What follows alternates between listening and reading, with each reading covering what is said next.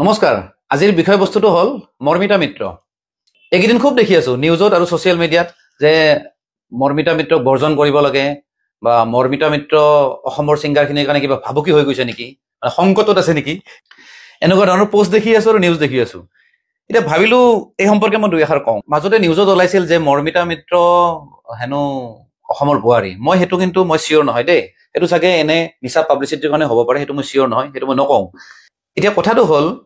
ৰাইজে যে তেওঁক আদৰি লৈছে ৰাইজে কিয় আদৰি লব বুলি ক'লো কাৰণ এটা কালচাৰেল নাইট যেতিয়া পাতিব বা এখন যেতিয়া ফাংচন পাতিব বা বিহু যেতিয়া পাতিব নহয় ৰাইজৰ পৰা অপিনিয়ন লৈহে বিহু কমিটিয়ে ডিচিশ্যন লয় যে কাক মাতিম ৰাইজে যিহেতু তেওঁক বিচাৰিছে গতিকে অবভিয়াছলি তেওঁকে মাতিব প্ৰথম কথা সেইটো আৰু এটা কথা মিউজিকৰ কোনো বাউণ্ডাৰী নাথাকে গতিকে ৱেষ্ট বেংগলৰ হওক বা য'ৰে কি নহওক ছিংগাৰ আহি ইয়াত যদি গান গাব পাইছে বা ইয়াত যদি মিউজিক ইণ্ডাষ্ট্ৰীত যদি অৰিহণা দিব পাৰিছে একো বেয়া কথা নহয় কাৰণ চাওক জুবিন দাহঁতো বাহিৰত গান গাব যায় পাপনো বাহিৰত গান গাই আছে ইভেন ইণ্ডিয়াৰ বাহিৰতো গান গাব যায় গতিকে মিউজিকৰ কোনো বাউণ্ডাৰী নাই গতিকে যাৰ য'ত যেনেকৈ মাৰ্কেট বনাই ল'ব পাৰে তেনেকৈ চলি থকা ভাল মৰ্মিতা মিত্ৰই ইয়াত যেনেকৈ গান গাই আছে অসমৰে হেনো বেলতৰাৰে জ্যোতি শৰ্মা নে কি তেওঁ হেনো কলকাতাত পুৰা দপদপাই আছে খুব চলি আছে খুব মানে ট্ৰেণ্ডিঙত আছে ঠিক তেনেকুৱা কথা গতিকে আমাৰ ইয়াতে মৰ্মিতা আহিছে আমাৰ ইয়াৰ পৰা কোনোবা জ্যোতি শৰ্মা গৈছে তেনেকুৱা কথা গতিকে মিউজিকৰ কোনো বাউণ্ডাৰী নাথাকে কোনো বেৰিয়াৰ নাথাকে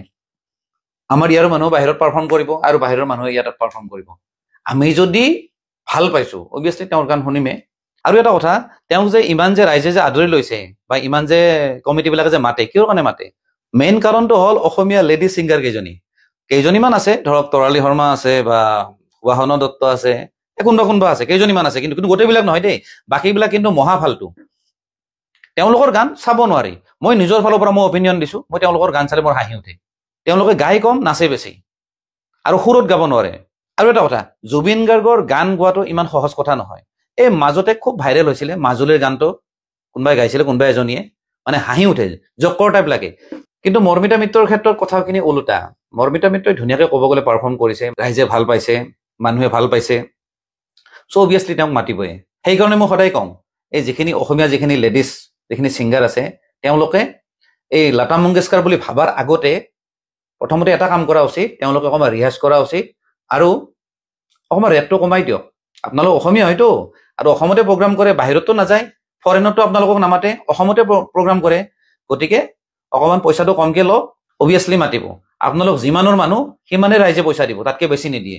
আপোনালোকে খুজিব যদি 4 লাখ বেলেগে যদি 1.5 লাখত প্ৰগ্ৰাম কৰি দিয়ে অবভিয়াছলি বেলেগকে মাতিব বেলেগেতো ভাল পাৰফৰ্ম কৰি আছে আপোনালোকতকৈ গতিকে আপোনালোকক মাতিব কিয় সেইটো বস্তু শুধৰাই লওক আৰু এটা কথা দেই কিছুমানে কয় নহয় যে ভাবুকি হৈছে মানে সংকটত আছে বুলি কয় একো সংকটত নাই বিশেষকৈ যিখিনি মেল যিখিনি ছিংগাৰ তেওঁলোকৰ কাৰণেতো একেবাৰে প্ৰব্লেম নাই কিন্তু লেডিজখিনিৰ কাৰণে সঁচাকৈ প্ৰব্লেম আছে এইটো যদি ভাবুকি বুলি যদি ভাবি লৈছে কিছুমানে তেতিয়াহ'লে আপোনালোকে নিজকে ৰিফৰ্ম কৰক